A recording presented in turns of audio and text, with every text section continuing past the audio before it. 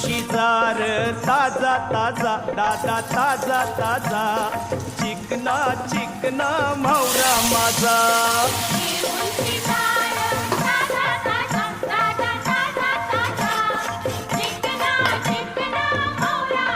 घेऊन शिजार ताजा ताजा दादा ताजा ताजा